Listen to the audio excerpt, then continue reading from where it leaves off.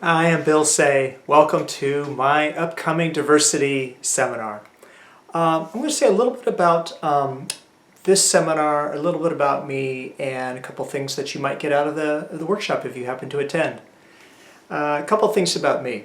Let's see. I've been working with diversity issues of a bunch of different sorts for a number of years in all kinds of settings, in organizational settings, community groups, families, relationships, and individuals.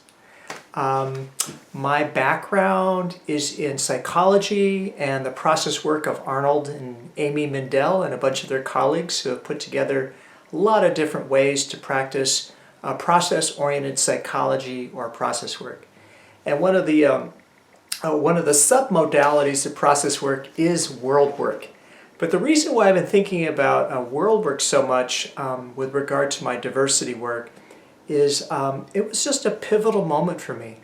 I think I had never seen or experienced anything even remotely close to what I experienced at World Work. This was 1992, and right about the time when the Rodney King verdict was breaking.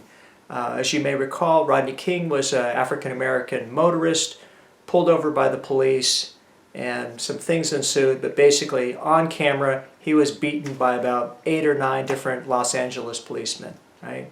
Really savage beating, and all the policemen were acquitted of charges. So in a bunch of different cities around the country, there was of course a lot of upset. Cities were burning, and it was really eye-opening. And let me say a little bit about why and how it is relevant to my diversity work. First of all, it was people speaking rationally, people speaking with deep, deep emotions and upset. 300 people, many different backgrounds and races and socioeconomic backgrounds, gender. It's a very diverse group. And what I took away from that workshop was this, that people with even really violently opposed, really strongly different experiences and points of view could somehow come to the table, so to speak, and hash it out and create a deeper sense of community. I'm sure not everyone who attended that workshop felt that way, but for me it was like, looking back, I didn't realize it in the moment, but looking back I thought, oh my gosh, that was really an incredible moment where I saw that we can create community even with really drastic differences. And so I realized that experience is at the center of my vision of what people can be for each other. That even with our very strong differences, power differences and inequity, our very different political views and backgrounds and races and gender, sexual orientation, socioeconomics, all of it, that somehow we can create a deeper community. And that's what drives me, I realize. It still drives me to this day. So in this workshop, I'm going to be offering some different concepts. Yeah, really important.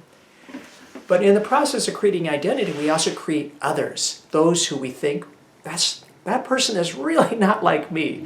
That person or that group is really not like us. Sure, happens to be a really important way where we make distinctions between ourselves and other people.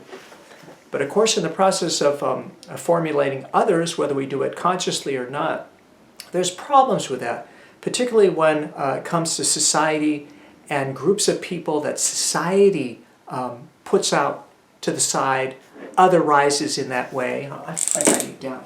I'm going to write down the word just to see what it looks like. Others.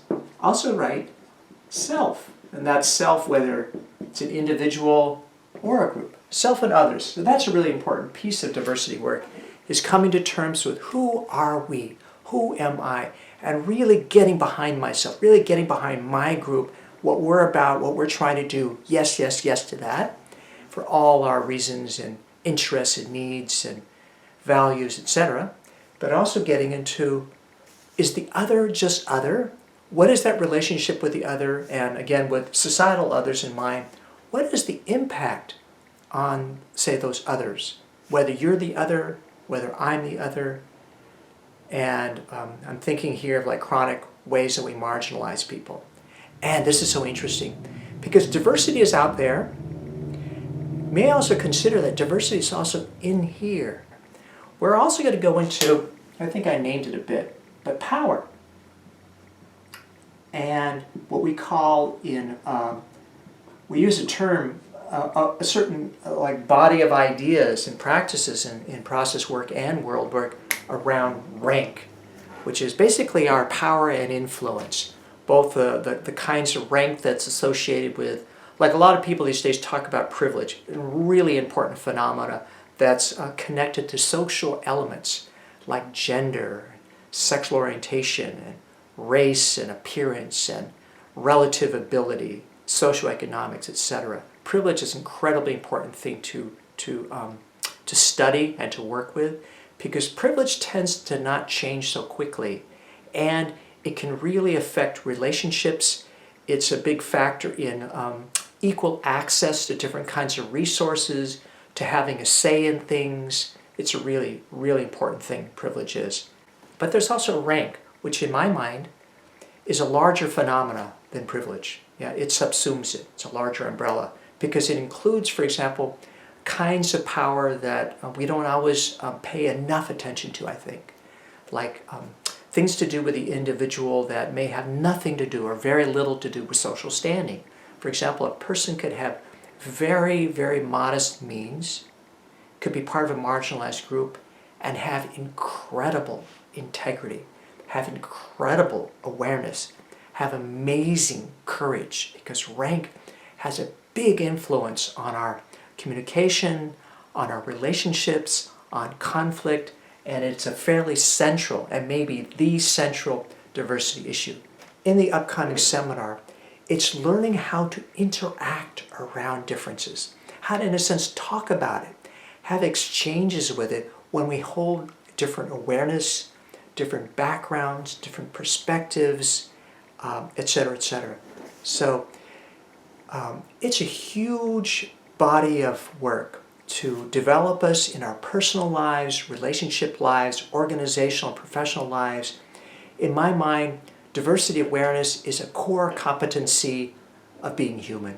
Because if we can't really deal with differences, we're going to have relationship problems, we're going to have relationship problems with ourselves, we're not going to be able to deal with conflict so very well, and importantly, how are we going to get along across differences to deal with some of these really difficult challenges that we face in the world, whether it has to do with economics, the environment, racial differences, gender differences, etc. I think we have to learn, get a little bit better at working with differences. Yeah? But I hope to see you. If you have any questions, you can email me at bill@billsay.com, and hope you're having a great day, and bye for now. Okay, take care.